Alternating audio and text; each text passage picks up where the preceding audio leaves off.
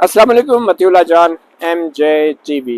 आखिर वो हो गया जिसका इंतज़ार था। जी हाँ, सुप्रीम कोर्ट का 9 रुकनी बेंच जो कि 90 दिन के अंदर इलेक्शन कराने के हवाले से आज खुद नोटिस की समाअत कर रहा था, वो टूट गया है।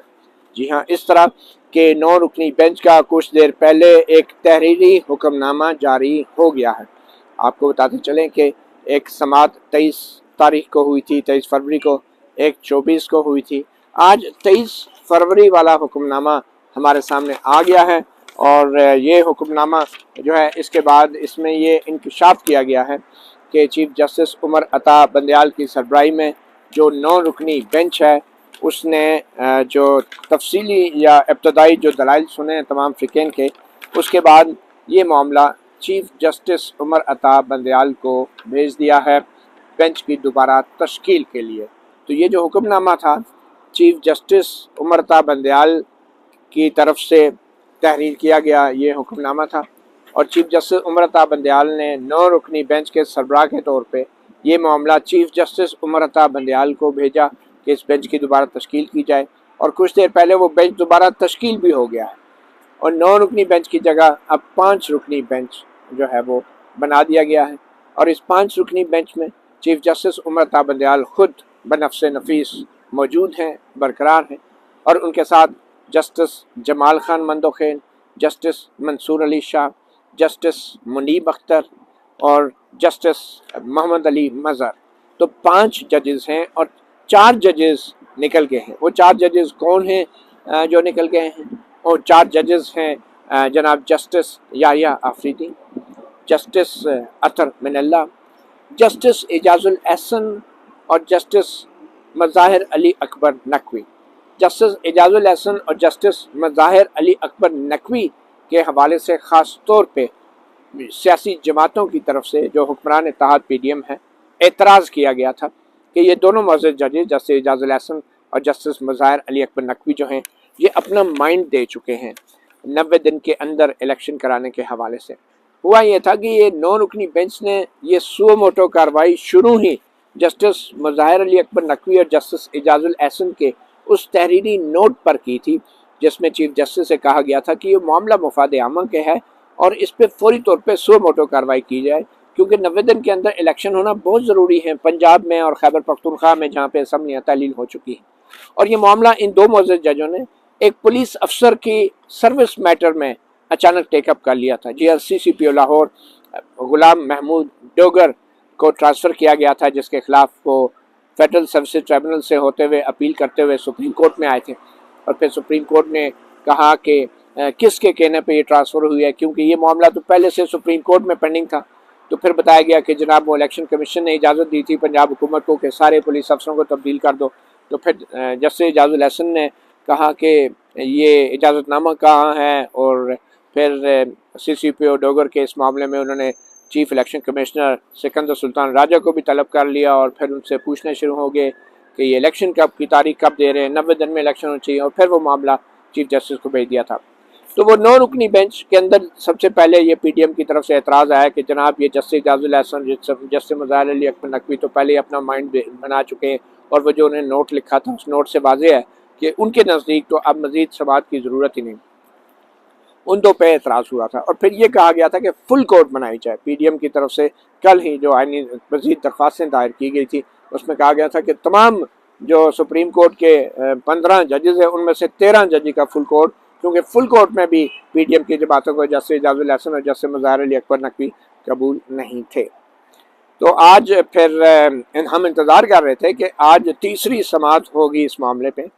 और कल 24 फरवरी वाला हुक्मनामा आएगा कि अचानक कुछ 1.5 घंटा ताख़ीर से आज वो कार्रवाई शुरू नहीं हो सकी और 1.5 घंटा के बाद तकरीबन 1 बजे के करीब ऐलान किया गया कि 23 फरवरी वाला हुक्मनामा वेबसाइट पे डाल दिया गया है। यानी कल 24 थी, 24 का हुक्मनामा नहीं आया, अभी 23 का आया और 23 फरवरी के हुक्मनामे में कह दिया गया कि जनाब बेंच जो है वो दोबारा बनेगा और चीफ जस्टिस उमर अता बंदयाल ने चीफ जस्टिस उमर अता बंदयाल को लिख दिया है कि एक नया बेंच बनाया जाए और नया बेंच वो फुल कोर्ट भी नहीं निकला, नया बेंच जो है वो 9 रुकनी भी नहीं निकला, नया बेंच जो है वो 5 रुकनी निकला اور اس 5 رکنی بینچ کو دیکھ کے لگتا ہے کہ جو اختلافات جو سامنے آئے تھے ججوں کے بیچ میں سماعت کے دوران ہی، جیسے جمال منتخیل نے بھی ایک نوٹ پڑھا تھا، جیسے اطمن اللہ نے بھی نئے سوال اٹھا دیے تھے، جیسے منصور علی شاہ نے بھی نئے سوال اٹھائے تھے، تو ان اختلافات کے نتیجے میں ہوا یہ کہ جسٹس اعجاز الاحسن اور جسٹس مظاہر علی اکبر نقوی کو تو بینچ سے نکال دیا گیا، مگر پھر ساتھ میں دوسری طرف کے 2 معزز ججوں کو بھی نکالا گیا۔ اور دوسری طرف کے 2 معزز ججز کون تھے؟ جسٹس اطمن اللہ اور جسٹس یحییٰ آفریدی۔ تو 4 ججز جب 9 میں سے نکل گئے تو 5 رہ گئے۔ اب 5 کے اندر ترتیب کیا ہے؟ 5 کے اندر چیف جسٹس عمر طاہر بندیال، اور پھر بظاہر ان کے ہم خیال جو ہیں جسٹس منیب اختر، اور بظاہر ان کے ایک اور ہم خیال جو ہیں جسٹس محمد علی مظہر۔ تو 5 رکنی بینچ جو بنا ہے اس میں بھی اب بظاہر 3-2 کی اکثریت ہے جو چیف جسٹس نے برقرار رکھی ہے، یعنی 2 اگر جسٹس اعجاز الاحسن جسٹس مظاہر علی اکبر نقوی نکالے گئے بینچ سے، تو پھر دوسری طرف سے بھی 2 جج نکال دیے گئے، جسٹس اطمن اللہ اور جسٹس یحییٰ آفریدی۔ تو آج کے اس حکم نامے میں ایک مزید جو دلچسپ انکشاف ہوا ہے وہ مزید اختلافی نوٹ کچھ سامنے آئے، بڑے دلچسپ اختلافی نوٹ ہیں۔ 4 ججوں نے اختلافی نوٹ لکھے تھے، اور وہ اختلافی نوٹ ایک ہیں جسٹس اطہر من اللہ نے جو اختلافی نوٹ لکھا ہے وہ آپ کو بتاتے ہیں، اور اس کے بعد جسٹس یحییٰ آفریدی کا اختلافی نوٹ ہے، جسٹس جمال خان جو ہے جمال خان منتخیل کا اختلافی نوٹ ہے، اور جسٹس منصور علی شاہ کا اختلافی نوٹ ہے۔ اختلافی نوٹ یہی تھا کہ بھئی یہ 9 رکنی بینچ جو ہے اس کو ان معاملات میں نہیں پڑھنا چاہیے، یہ کسی نے کہا کہ یہ ہائی کورٹ میں ہے۔ تو ہاں ان اختلافی نوٹ کے ساتھ جو 23 فروری کا آرڈر سامنے آیا ہے وہ بڑا ہی دلچسپ ہے۔ اس کا جو آخری پیرا ہے وہ کہتا ہے کہ چیف جسٹس لکھتے ہیں کہ 23 فروری کو جو سماعت ہوئی اور جو اضافی نوٹ جو ہیں وہ ڈالے گئے ہیں، اضافی نوٹ جو کہ اس فیصلے کے ساتھ ایڈ کیے گئے ہیں، جو کہ جسٹس سید منصور علی شاہ کا ہے، جسٹس یحییٰ آفریدی کا ہے، جسٹس جمال خان منتخیل کا ہے، اور جسٹس اطمن اللہ کا۔ اور پھر اس کے علاوہ اضافی نوٹس کے علاوہ ہم نے کچھ ڈسکشن بھی کی ہیں، کچھ غور و خوض بھی کیا ہے anteroom of this court, یعنی کمرہ عدالت میں غور و خوض نہیں کیا، یہ کمرہ عدالت کے پیچھے ہال میں جا کے ایک اور کمرہ ہے جہاں پہ ججز چائے وغیرہ پیتے ہیں، اینٹی روم، وہاں پہ بھی جا کے ہم نے ڈسکشن کی ہے۔ یہ بھی بڑی غیر روایتی سی بات ہے کہ سپریم کورٹ میں ہونے والی ایک سماعت کے اندر جو حکم آیا ہے اس میں حوالہ دیا گیا ہے کسی ایسی ڈسکشن کا جو کسی کینٹین پہ یا اینٹی روم پہ کی گئی ہے جہاں پہ چائے پیتے ہیں، اور کہا گیا ہے کہ سپریم کورٹ میں ہونے والے سامنے آنے والے اختلافی نوٹ جو 4 ججوں کے ہیں، اور پھر جو ہم نے چائے کی پیالی کے اوپر بیٹھ کے ڈسکشن کی ہے، یہ بڑی ایک غیر روایتی بات ہے کہ کھلی عدالت کے اندر ایک کیس چل رہا ہے اور اس کے فیصلے جو ہیں وہ جج جو ہیں اپنی چائے کی پیالی پہ آپس میں مشورے کر کے کر رہے ہیں، اور کیا ڈسکشن ہوئی ہمیں کوئی پتہ نہیں ہے، کیا سمجھوتا ہوا، کیا گیو اینڈ ٹیک ہوا، کیا کوئٹ پرو کو ہوا۔ تو یہ بڑی ایک عجیب بات ہے، اور پہلی دفعہ یہ اس طرح سننے میں آ رہا ہے کہ ججز جو ہیں ایک عدالتی فیصلے کے اندر ذکر کر رہے ہیں کسی ایسی گفتگو کا جو انہوں نے چائے کی پیالی میں کی ہے۔ کل ہو سکتا ہے کہیں کہ جی ہم نے گھروں میں جا کے جو ہے ٹیلی فون پہ ایک دوسرے سے بات کی تھی، تو وہ بھی فیصلے میں لکھ دیں کہ ٹیلی فون کے اوپر جو ہماری ڈسکشن ہوئی، یا پھر گھروں میں جو فلاں کسی کی شادی میں یا ولیمے میں ملے تھے وہاں پہ ہماری گفتگو ہوئی تھی، وہ بھی فیصلے میں لکھ دیں، اور کہیں کہ پھر اب اس ساری گفتگو کے نتیجے میں ہم اس نتیجے پہ پہنچے ہیں کہ یہ معاملہ آنریبل چیف جسٹس کو بھیج دیا جائے بینچ کی تشکیل 9 کے لیے۔ یہ کون لکھ رہے ہیں؟ چیف جسٹس عمر طاہر بندیال لکھ رہے ہیں کہ یہ معاملات آنریبل چیف جسٹس کو بھیج دیا جائے، یعنی چیف جسٹس عمر طاہر بندیال نے یہ معاملہ چیف جسٹس عمر طاہر بندیال کو بھیج دیا کہ بینچ کی دوبارہ تشکیل کی جائے، اور اس بینچ میں چیف جسٹس خود دوبارہ آ گئے۔ اب اس کے بعد دوبارہ دلچسپ بات کیا ہے کہ جو 4 اختلافی نوٹ سامنے آئے ہیں اس میں چیف جسٹس اطہر من اللہ کو کیا اختلاف تھا، اس 9 رکنی بینچ کے اندر بیٹھ کے انہوں نے کیا اختلاف کیا اور کیا اختلافی نوٹ لکھا۔ اس حکم کے اندر سب سے پہلے میں آپ کو بتاتا ہوں کہ چیف جسٹس عمر طاہر بندیال نے کیا بنیادی طور پہ اپنے نوٹ میں فیصلہ کیا تھا جو 23 فروری کو سماعت ہوئی تھی۔ چیف جسٹس عمر طاہر بندیال نے جو ڈکٹیٹ کرایا تھا اس حکم 23 فروری کو، وہ یہ تحریری طور پہ آپ حکم سامنے آیا ہے۔ اس حکم کے مطابق یہ وہی حکم ہے جس میں کہا گیا تھا کہ اٹارنی جنرل کو ہم نوٹس دیتے ہیں، اسپیکر پنجاب اسمبلی خیبر پختونخوا اسمبلیوں کو نوٹس دیتے ہیں، اور پھر یہ بھی ہے کہ یہ جو لاہور ہائی کورٹ کے اندر جو پروسیڈنگز ہیں وہ بھی انہوں نے کہا تھا کہ یہ لاہور ہائی کورٹ میں پینڈنگ ہیں، اور پھر اٹارنی جنرل آف پاکستان کو بھی نوٹس دیا تھا، اور پھر چیف جسٹس نے کہا تھا کہ جناب جو سوال 3 فریم کیے تھے چیف جسٹس نے کہ کس کی آئینی ذمہ داری ہے کہ وہ الیکشن کی تاریخ دے صوبائی اسمبلیوں کی، اور پھر یہ بھی کہا تھا کہ یہ آئینی ذمہ داری کس طریقے سے ڈسچارج ہوگی، اور پھر آئینی ذمہ داریاں اور فرائض کیا ہیں وفاقی حکومت کے اور صوبوں کے الیکشن کرانے کے حوالے سے۔ تو یہ 3 سوال کیے تھے، اور پھر چیف جسٹس نے 23 فروری کی سماعت کے دوران جسٹس اطہر من اللہ اور جسٹس منصور علی شاہ کی طرف سے کچھ سوال اٹھائے گئے تھے، تو اس وقت تو انہوں نے کہہ دیا تھا کہ ان کے سوالات کو ہم آرڈر میں شامل کر لیتے ہیں، لیکن پھر جب اب یہ جو آرڈر آیا تو اس میں انہوں نے کہا کہ یہ معاملہ ہم جو ہے بعد میں مناسب فورم پہ ان سوالات کو دیکھیں گے، جس پہ جسٹس اطہر من اللہ نے اپنے اختلافی نوٹ میں یہ لکھا ہے کہ جناب کمرہ عدالت کے اندر آپ نے جو حکم ڈکٹیٹ کروایا تھا اس حکم کے مطابق تو آپ نے میرے ان سوالات کو آرڈر کا حصہ بنایا تھا، مگر یہ جو اب آپ تحریری حکم دے رہے ہیں اس میں آپ کہہ رہے ہیں کہ یہ معاملہ ہم بعد میں کسی مناسب وقت پہ اس کو دیکھیں گے۔ تو یہ اس پہ بھی جسٹس اطہر من اللہ نے اختلاف کیا اپنے نوٹ میں، اور پھر دوبارہ اپنے سوالات کو دہرایا، اور پھر جو سوالات جسٹس اطہر من اللہ نے دہرائے وہ یہ تھے: نمبر 1 کہ کیا چیف منسٹر کو یہ اختیار ہے کہ وہ بغیر کسی مناسب وجہ کے صوبائی اسمبلی ڈیزالو کر دے، اور پھر کیا چیف منسٹر از خود وہ اسمبلی ڈیزالو کرنے کا پابند ہے اپنی رائے کے اندر، یا وہ کسی کے کہنے پر بھی اسمبلی ڈیزالو کر سکتا ہے، اور اگر چیف منسٹر کی جو یہ ایڈوائس ہے اسمبلی کی تحلیل کرنے کی جو وہ گورنر کو دیتا ہے، اگر وہ کسی بھی وجہ سے غیر آئینی ایڈوائس ہوتی ہے تو کیا جو تحلیل شدہ صوبائی اسمبلی ہے اس کو بحال کیا جا سکتا ہے یا نہیں۔ تو اس کے آخر میں پھر جسٹس اطہر من اللہ نے یہ بھی کہا تھا کہ یہ لازمی ہے کہ کانسٹیٹیوشن کی اگر خلاف ورزی ہوئی ہے اسمبلی کی تحلیل میں تو پھر یہ معاملہ جو ہے انتہائی اہم ہے، تو اس کو فل کورٹ سنا جائے، فل کورٹ کے سامنے رکھا جائے، یعنی کہ 15 ججوں کے سامنے رکھا جائے۔ اور یہ جو آرٹیکل سو موٹو جورسڈکشن آرٹیکل 1843 اس تناظر میں اس کی بھی تشریح ہونا ضروری ہے، تو اس لیے یہ سو موٹو کا جو اختیار ہے اس کے حوالے سے بھی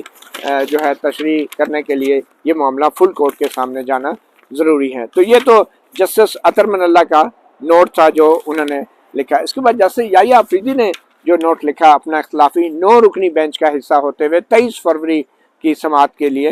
تو اس میں وہ یہ کہتے ہیں کہ یہ کوئی مناسب نہیں ہے کہ یہ جو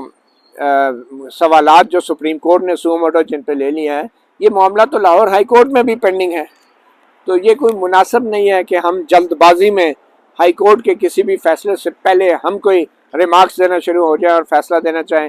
اتنا ہمیں جوش نہیں دکھانا چاہیے، کیونکہ ہائی کورٹس بھی آئینی عدالتیں، اور ہمیں ہائی کورٹ کے عدالتی کارروائی کا بھی پاس رکھنا چاہیے، ان کی عزت رکھنی چاہیے۔ کسی قسم کے ہم جو ریمارکس دیں گے یا سپریم کورٹ میں وہ ہائی کورٹ کے سامنے جو معاملات ہیں ان پہ اثر انداز ہو سکتے ہیں، اور ہائی کورٹس بھی آئینی عدالتیں ہیں جن کی عزت کرنا ہمارا فرض ہے۔ پھر جسٹس یحییٰ آفریدی نے یہ بھی کہا تھا کہ میرے نزدیک یہ مناسب نہیں ہے کہ میں 9 رکنی بینچ کا حصہ بن کر ایسے معاملات کی سماعت جاری رکھوں، تاہم میں اپنے اس بینچ پہ مزید برقرار رہنے کے حوالے سے جو فیصلہ ہے وہ میں چیف جسٹس کے اوپر چھوڑتا ہوں، وہ اگر چاہیں تو مجھے بینچ پہ رکھ سکتے ہیں، وہ چاہیں تو مجھے بینچ سے الگ کر سکتے ہیں۔ تو یہ جسٹس یحییٰ آفریدی کا ایک اختلافی نوٹ تھا۔ پھر سید جسٹس منصور علی شاہ نے بھی ایک نوٹ لکھا تھا، اور ان کا یہ کہنا تھا کہ یہ جو سو موٹو لیا گیا ہے یہ ایک پولیس افسر کے تبادلے کے کیس میں 2 معزز ججوں نے جو ہے یہ معاملہ سو موٹو بنا دیا اور چیف جسٹس کو لکھ دیا، اور پھر کہتا ہے کہ اسی سو موٹو سے جڑی ایک عوامی تنازع بھی ہے جو ایک پبلک کنٹروورسی بن چکی ہے، وہ آڈیو لیکس کا معاملہ ہے، جو کہ جن کا تعلق جو ہے اس 9 رکنی بینچ کے ایک معزز جج سے جڑتا ہے۔ ان کا نام تو نہیں لکھا، ان کا اشارہ تھا جسٹس